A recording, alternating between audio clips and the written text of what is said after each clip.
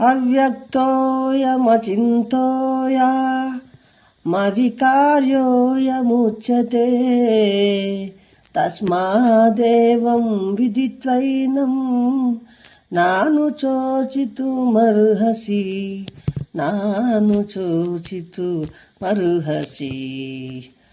అర్జున, ఆత్మ అవ్యక్తము, ఊహింపరానిది, మార్పు లేనిది అని చెప్పబడినది.